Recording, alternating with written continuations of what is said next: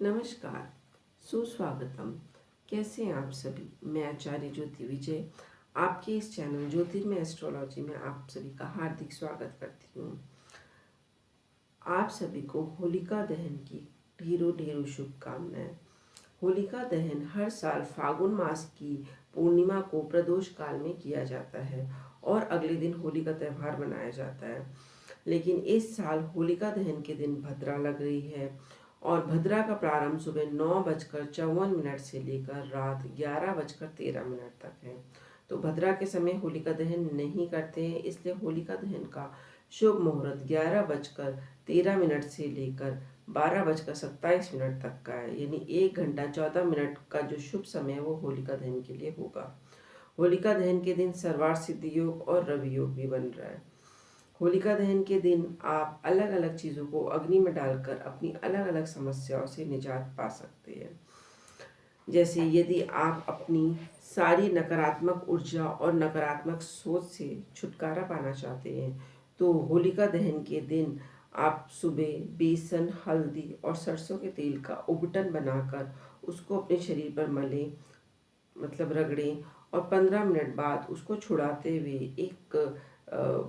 एक गोला सा बना दें, उसका एक लड्डू बना दें और उस लड्डू को होलिका की अग्नि में डाल दें। इससे आपके शरीर की जितनी भी नेगेटिव एनर्जी है, जो आपकी नेगेटिव सोच है, वो सब समाप्त होगी। इसके अलावा होलिका दहन में एक जटा वाला नारियल डालने से आपको चारों दिशाओं से जो भी आपके रुके हुए काम हैं वो बनने लगते हैं। अगर आपको आपके घर में कलेश बना रहता है तो गृह कलेश से मुक्ति के लिए आपको 1 कटोरी जौ का आटा होलिका दहन वाले स्थान पर ज़रूर रख कर आना चाहिए। इससे आपके जो गृह कलेश है वो खत्म होता है। धन हानि से बचने के लिए होली के दिन आप अपने मुख्य घर के मुख्य द्वार पर थोड़ा सा गुलाल छिड़के और उसके ऊपर चौमुखा दीपक जलाएं। बाद में उस बत्ती को, जो बत्ती जल गई है, उस बत्ती को होली की अग्नि में डाल दें। ऐसा करने से आपको धन हानि नहीं होगी। इसके अलावा घर की सुख समृद्धि के लिए परिवार के सभी सदस्यों को होलिका दहन में घी में भिगोई हुई 2 लौंग, 1 बतासा और 1 पान का पत्ता अवश्य चढ़ाना चाहिए। साथ ही होलिका की 7 परिक्रमा करनी चाहिए और होलिका माता से अपनी मनोकामनाओं की पूर्ति के लिए प्रार्थना करनी चाहिए।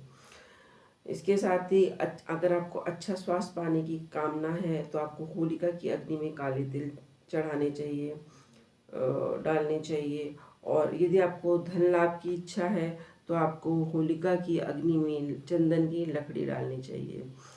साथ ही यदि आपको अपना रोज़गार के लिए आप चाहते हैं कि आपका रोज़गार अच्छा हो, आपकी नौकरी मिले, अच्छी नौकरी मिले, तो इसके लिए आपको होलिका की अग्नि में 1 मुट्ठी पीली सरसों डालनी चाहिए। अगर आपके अंदर बहुत ज़्यादा नकारात्मक ऊर्जा है तो उससे मुक्ति पाने के लिए आपको होलिका की अग्नि में 1 मुट्ठी राई के दाने डालने चाहिए और होलिका माता से ये कामना करनी चाहिए कि वह आपकी सभी मनोकामनाओं को पूर्ण करे। इसके साथ ही आपको होलिका दहन में 1 रुपये के 7 सिक्के ज़रूर डालने चाहिए और अगले दिन उन सुबह के समय उन सिक्कों को होलिका दहन की जो राख है उसके साथ घर पे लेकर आना चाहिए और उन होलिका दहन की जो राख है उसको आपको एक कांच के डब्बे में बंद करके घर के मिडल में रखना चाहिए, यानी बीचों बीच, या तो घर के बीचों बीच रख दीजिए या फिर आप पूजा घर में भी रख सकते हैं।